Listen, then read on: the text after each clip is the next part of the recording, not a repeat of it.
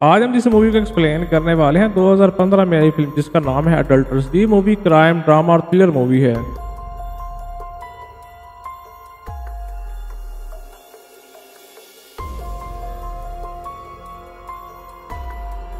Movie शुरू होती है, हम सैमुअल को देखते हैं जिसकी आज वेडिंग एनिवर्सरी होती है। तो अपनी वाइफ एशली को कॉल करता है और उसे कहते हैं कि आज बैड न्यूज़ है क्योंकि आज उसकी डबल नाइट शिफ्ट है। एशली इस बात से दुखी हो जाती है क्योंकि इस हफ्ते में सैमुअल की तीसरी नाइट शिफ्ट होती है। सैमुअल उससे पूछती क्या वो रेस्टोरेंट में है। दरअसल एशली एक रेस्टोरेंट में काम करता था। अब सैमुअल एशली से पूछता है कि आप रेस्टोरेंट में हो। तो एशली कहती है हाँ मैं रेस्टोरेंट में हूँ और वॉशरूम में आई हूँ फ्रेश होने के लिए। असल में वो घर पर ही थी। ठीक है मैं 11 बजे तक घर आऊँगा। तो ये कहकर फ़ोन रख देता है। सैमुअल सुपरमार्केट में हेल्पर का काम करता था। उसके साथ एक कोवर्कर होती है जिसका नाम लोला होता है। ये दोनों काम कर रहे होते हैं तभी सैमी एक फ्लोरिस्ट को फ़ोन करता है और उससे अच्छा सा फ्लावर रेडी करने के लिए बोलता है। लोला ये बातें सुन रही होती है और उसे कहती है कि उसकी वाइफ काफ़ी लकी है। जिस पर वो कहता है नहीं लकी तो मैं हूँ, वो तो बहुत ब्यूटीफुल है। और वो कहते हैं कि दरअसल आज हमारी एनिवर्सरी थी इसलिए हम बाहर जाने वाले थे लेकिन अब सारा प्लान कैंसिल हो गया है। सुपरमार्केट में सैमी एक लेडी की हेल्प करता है और अपने घर के लिए निकलता है। ये जो आपको बता रहे हैं मूवी के एंड के लिए बहुत इंपॉर्टेंट है तो इसे आप याद रखिएगा ताकि ये स्टोरी आपको पूरी समझ में आ सके और लास्ट तक वीडियो को ज़रूर देखिएगा। जब वो घर जा रहा होता है तो रास्ते में उसे एक गाड़ी ओवरटेक करती है। उस गाड़ी पर फ्लैश जैक लिखा था। तो घर जाता है और देखता है घर पर कोई नहीं था। जो वो गिफ्ट लाया था वो टेबल पर रख देता है और रिलैक्स करने लग जाता है। थोड़ी देर के बाद वो नोटिस करता है कि एशली के पास घर पर ही है।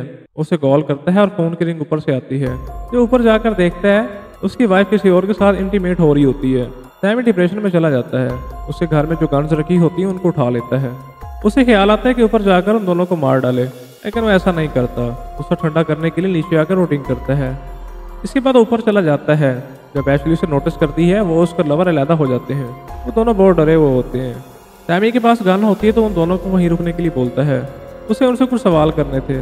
एशली जिसके साथ इंटीमेट हो रही थी उसका नाम डेमिन होता है। एशली रोते हुए सैमी से माफ़ी मांग रहे होते हैं मगर सैमी नहीं मानता और उन दोनों को बैठने के लिए बोलता है। जिसके बाद सैमी एशली से बोलता है हैप्पी एनिवर्सरी और बोलता है कि तुमने मुझे बहुत अच्छा गिफ्ट दिया है। एशली रो रही होती है। सैमी डैनियल से पूछता है कि वो उसकी वाइफ के साथ कब से इंटीमेट हो रहा है। डैनियल खामोश रहता है तो वो उसे ड्रिंक देता है और एक क्लॉक लगा देता है और कहता है जब तक ये क्लॉक टिक कर रही है तुम उस वक्त तक सेफ हो। और बोलते हैं जब तक ये क्लॉक वो कहता है जब क्लॉक टिक करना बंद कर देगी अगर उसके सवालों का जवाब नहीं मिला तो उन दोनों को मार देगा। सैमी एक बार फिर पूछता है कि तुम एशली से कब से मिल रहे हो। डेमिन कहते हैं कि ये 6 हफ्तों से। सैमी कहता है तुम 6 हफ्तों से मेरी वाइफ के साथ इंटीमेट हो रहे हो। डेमिन कहते हैं ऐसा बिल्कुल भी नहीं है, हम सिर्फ 2-3 बार ही मिले हैं। इस पर सैमी गुस्से से पूछता है क्या तुम मेरे ही घर पर मिलते थे। डेमिन कहते हैं नहीं ये पहली बार था, हम इससे पहले होटल पर मिले थे।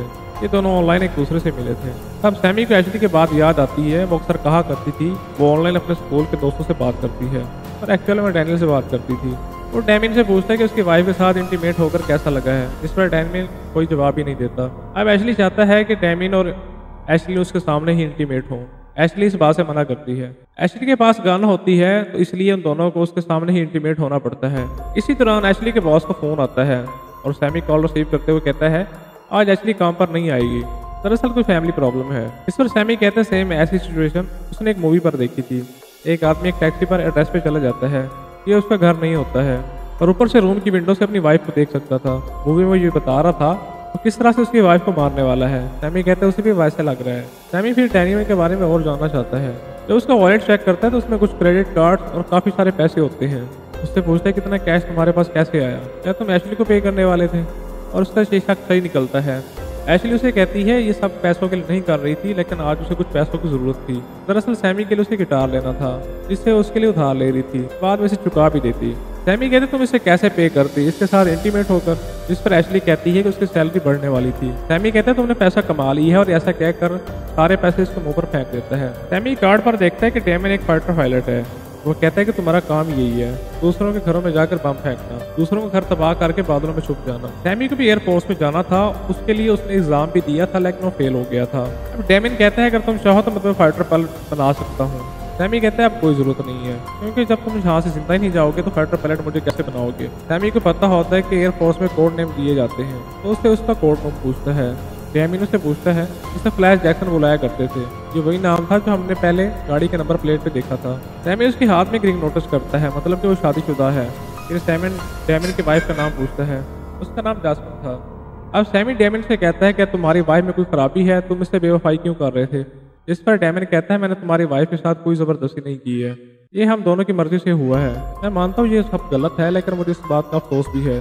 पर सैमी ज़िंदगी है और ज़िंदगी में ऐसी गलतियाँ हो जाती हैं और हमें उन गलतियों से सीखकर आगे बढ़ना होता है। इस बात पर सैमी डेमिन को गन दिखाता है और डेमिन डर कर एक कॉर्नर में छुप जाता है और कहता है या तो मुझे गोली मार दो या मुझे यहाँ से जाने दो और ऐसे बेइज्जत मत करो। सैमी कहता है मेरे घर पर मेरी ही वाइफ के साथ इंटीमेट हो रहे हो और बेइज्जत की बात कर रहे हो। डेमिन बहुत डरा हुआ होता है। तब टेबल पर बाइबल देखकर कहता है कि तुमने बाइबल पढ़ी है। सैमी बाइबल पढ़ चुका था। सैमी अब कहता है कि तुमने भी पढ़ी है। इस पर वो कहता है जब वो छोटा था तो उसकी मदर के साथ हर संडे चर्च जाया करता था। वो कहता है उसे बाइबल में सिर्फ ये की याद है किसी से बदला नहीं लेना चाहिए। अगर तुम रिवेंज लेते चले गए तो ये कभी भी खत्म नहीं होगा। सैमी कहता है कि मैं तुम्हारे साथ बदला तो नहीं ले रहा, बदला तो ये होता मैं तुम्हारे साथ जाता और तुम्हारी वाइफ के सामने इंटीमेट होता। मैं तो सिर्फ यहाँ इंसाफ कर रहा हूँ और गॉड भी मेरे साथ है। तुम दोनों कहते तुम्हें अफसोस है, असल में तुम दोनों का अफसोस बिल्कुल नहीं है। तुम्हें सिर्फ इस बात का अफसोस है तुम दोनों पकड़े गए हो।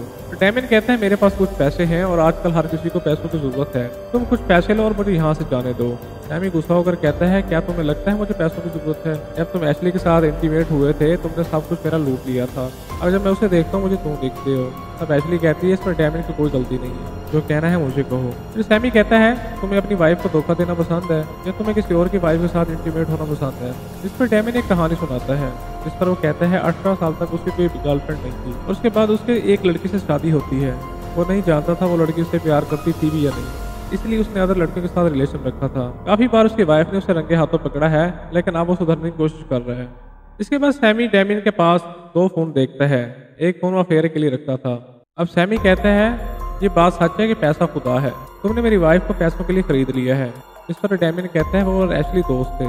वो एशली को सैमी की प्राइवेट बातें बताता है जो एशली ने उसे बताई थी, इससे सैमी को काफी हर्ट होता है।